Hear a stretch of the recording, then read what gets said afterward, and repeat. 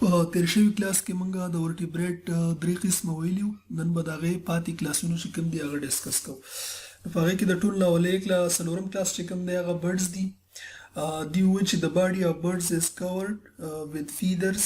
Their forelimbs are modified into wings that are strong and large. دی وایي چې یاره د دوی خاص کریکټریسټیک به دی د برډ چې یو خو به د دوی په جسم باندې صحیح وزري او د دې فور لیمز چې کوم دی د مخکینی خپې چې صحیح ده دا موډیفاید انټو وینګز دا په وزرو کې بدلی شوي دیټ آر سترونګ اینډ لارج یو دا وزرې به مضبوطې وي او غټ به وي.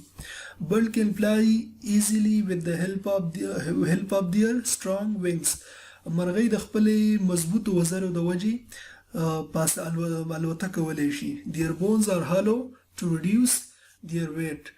د دیو دا اډوکې چې کوم دي دا کوکلی صحیح ده دا په منځ کې خالی او د دې مقصد دی چې د دې دپاره دا دغه چې د دیو وزن کم شي که چېرته دا اډوکې د نن سخت وي نو د دیو وزن به ډېر وي بیا به دوی په الوتو کې دي ته تکلیف وي مسله به یې وته خو دا صحیح دننه کوکلی نو د دغې وجې د دیو دا وزن کم وي او د دې په وجه باندې دیو الوته په اسانه کولی شي and make their flight easy.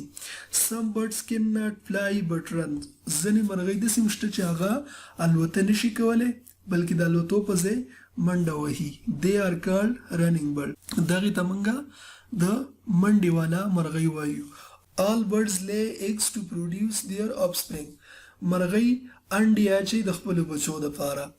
د یو څو قسمونه موږ ته راکړي دي نو هغې کې دي سپارو دی چنچڼه ده ایګل باز پیرټ دی کیوي دی کیوي داسې دی په نیوزیلند کې پیدا کېږي فیرټ طوطي دی آسټریچ دی دا آسټریچ دی او پینګوین دا پینګوین دی نو پینګوین او آسټریچ دا کیوي چې کوم دي دا الوته نشي کولی دې ته رننګ برډ وایي. ښه لاندې ټیټ بیټ کې ورکړی دی آسټریچ از د لارجسٹ برډ ان د ورلډ. آسټریچ چې کوم دی دا د دنیا د ټولو نه غټه مرغۍ ده. اټ لیو ان سچ ایریاز ویر there was no predator for it. دا په هغه ځایونو کې ژوند کوي چې په کوم ځایونو کې ښکاري نه وي صحیح ده predator ښکاري نه وي د دیو ښکاري نه وي. so it walked around on land and gradually lost its flying habit. د دغې وجې چې دا په ځمکه باندې د چا یره پې نه وي نو په ځمکه باندې آسان ګرځي په اسانه باندې ګرځي راګرځي دغه وجې چې د دې د الوتو خاصیت چې کوم دی هغه ختم شي. کله انساني جسم کې یا د ځناورو په جسم کې یو داسې خاصیت دی چې هغه د ډېر نومور دپاره نه استعمالوي نو هغه خاصیت بیا د دې د جسم نه ورکېږي. دغه شان د آسټریچ نه د جسم نه د الوتو خاصیت ورک شوی دی. پنځم نمبر کلاس چې د ورټیبریټ کوم دی هغې ته موږ میملز وایو. چې دیو تعارف کې څه وایي these vertebrates give birth to young ones and the mother feed the babies with their milks.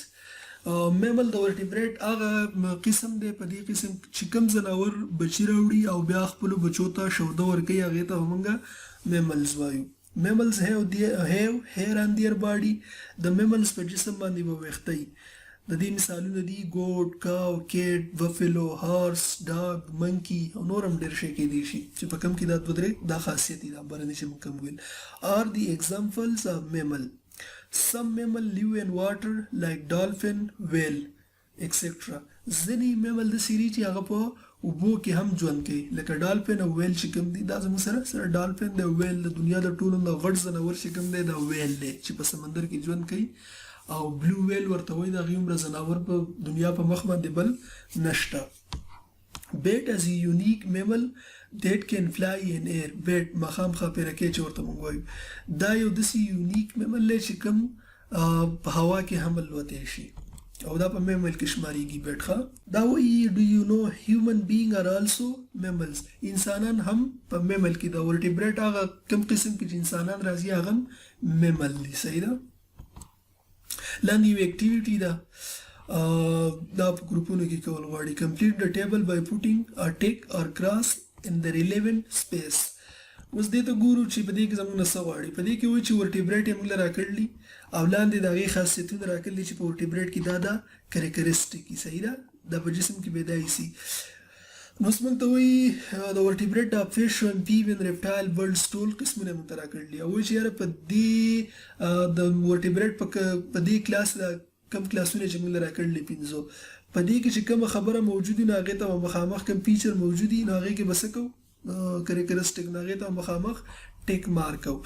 لکه مثال په تور ګورو چې بیک بون چې کوم دی دا په فش کې ای نو موږ به ورته هلته ټیک مارک وکړو چې او ای پکې صحیح ده. په امپیوین کې نو په امپیوین کې نو موږ ورته ټیک مارک وکړو. په ریپټایل کې او بالکل پکې، برډز کې بالکل پکې، میمل کې بالکل پکې، ځکه چې بیک بون چې کله پکې نه بیا خو په ورټیبریټ کې نشمار. دغه شان فینس چې کوم دي صحیح ده، فینس د میانو د لکۍ ته چې کوم وي دا وزره غوندې جوړ شوی دی ته فینس وایي صحیح ده. نو دا که په مئی کې نو موږ به ورته هلته ټیک مارک وکړو. که امفیبین کې نو دلته به ورته ټیک مارک وکړو، که پکې نه نو نه به یې کوو. که ریپټایل کې نو ورته به وکړو، که نه نه به یې کوو صحیح ده. برډز، میملز دا ستاسو اکټیویټي ده چې تاسو پرې پوه شوي یې که نه دا تاسو پخپله وکړئ صحیح ده. او لیګز انډې کوم ځناور اچوي میانې اچوي که نه اچوي دا په تاسو به کوي. امفیبین، ریپټایل، برډز، میملز او د چا په جسم باندې ویښته په دې 5 ګروپونو کې نو چې په کوم کې وو هغې کې به تاسو ټیک مارک کوئ، په کوم کې چې نه نو هغې ته به کراس نشان کوئ. دغه شان مویسټ لون سکن چې کوم دی دا د کومو ګروپي فیچرز په کوم باندې، ګیلز په کوم کې، لنګز په کوم کې او سکیل د چا په هغې کې لکه ریپټایل باندې سکیل به ریپټایل ته دلته ټیک مارک کوو او چې نورو کې نه هغې ته به کراس نشان کوو. بس د نن لپاره دا پوره شو. د اکټیویټي ستاسو هوم ورک شو، دا پخپله وکړئ او د خاصیتونه به یاد کړئ.